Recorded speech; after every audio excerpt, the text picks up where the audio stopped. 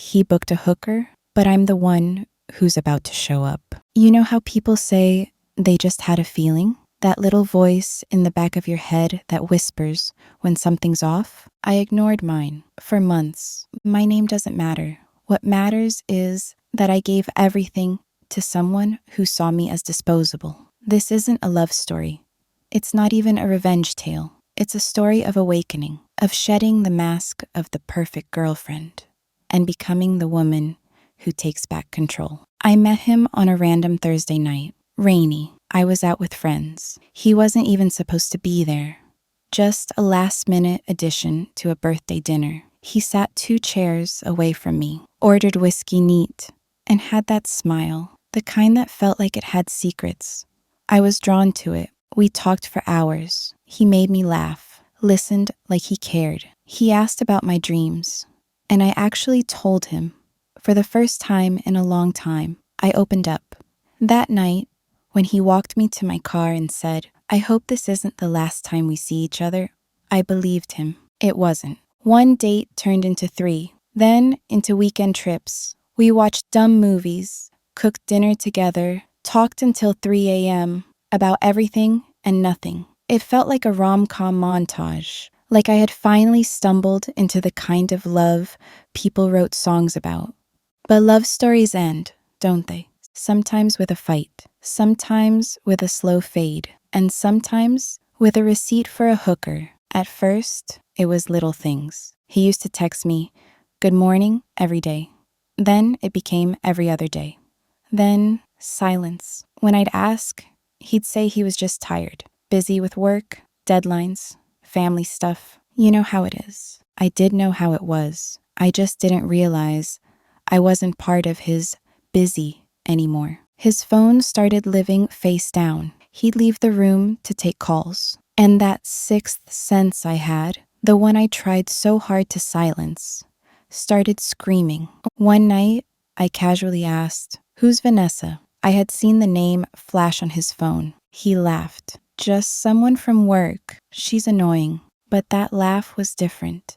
It had tension, panic. I knew then something was wrong. But love makes you do dumb things. It makes you believe in people who are actively breaking you. I told myself it was fine, that every couple goes through weird phases, that I was just overthinking. So I stayed, even when I caught him lying. Even when I found flirty DMS he swore were just jokes. Even when my friends said, "Girl, leave," I stayed. Until one night at 2 a.m., when I saw a Reddit post that changed everything. It was a thread about low-key escort accounts. And guess who I saw lurking in the comments? Him. Under a burner username I recognized from a past password reset on his laptop. He wasn't just browsing. He was actively booking. That's when everything changed. I didn't cry. Not yet. I sat there in bed, heart racing, hands shaking,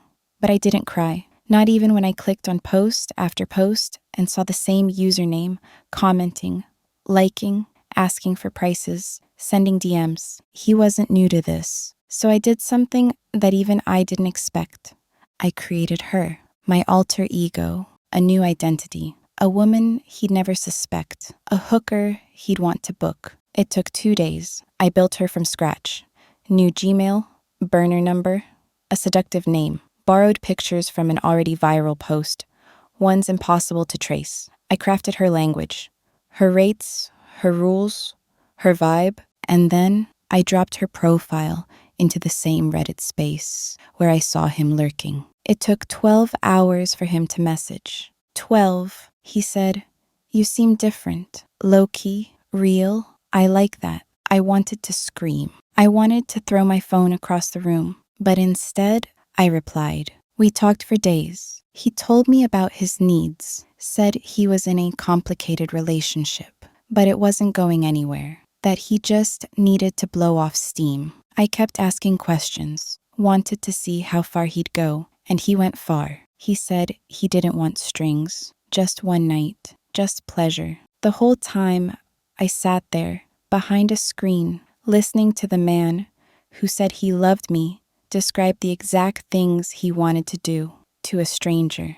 to me. He even joked, my girl would kill me if she found out. Oh, babe, you have no idea. I saved every message, every voice note, every screenshot. I documented it like I was building a case.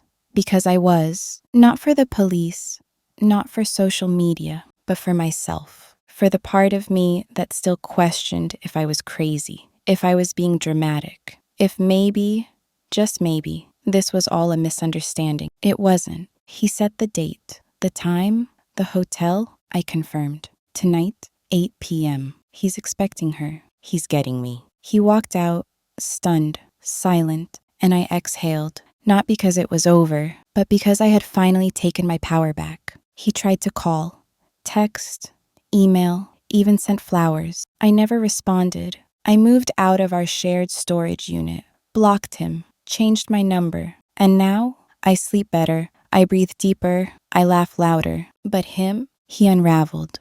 Slowly at first. He lost weight, stopped going to the gym. Mutual friends said he was drinking more. He got demoted at work. He texted one of my friends at 3 a.m. just to ask if I was okay. She won't talk to me, he said. I messed everything up. You did, and I let him sit with it. I didn't give him closure. I didn't offer a final conversation. I didn't tell him what he wanted to hear, because that was the real punishment. He thought I'd cry, thought I'd beg, thought I'd crumble. Instead, I disappeared, quietly, entirely. He doesn't get to know where I moved, who I talk to, who I date now. He doesn't even get to know if I still think about him, but I do. I think about how I turned the worst betrayal of my life into the most powerful moment of it. And I smile, because the girl who cried in silence, she's gone. The woman who set the trap, burned the bridge, and walked away without a scratch, she's just getting started. And here's the part he'll never understand. Every time he thinks of me, whether it's in a dream, a memory, or a moment of regret, I want him to remember how easily I played his game and beat him at it. I want the silence to scream louder than any words ever could. I want every future relationship he ruins to be haunted by the one woman who saw through him, outsmarted him, and left him in the dust. He'll wake up next to women who aren't me, and for a second, just 1 second, he'll hope it's me. He'll check his phone at 2 a.m. He'll scroll through our old photos. He'll search for my name in a sea of usernames and never find me. Because I'm not just gone, I've ascended. And he's just a pitiful chapter in a book that keeps getting better. This isn't about heartbreak anymore. It's about evolution. And baby, I've evolved. If you like to watch more videos, please hit the subscribe button and notification bell.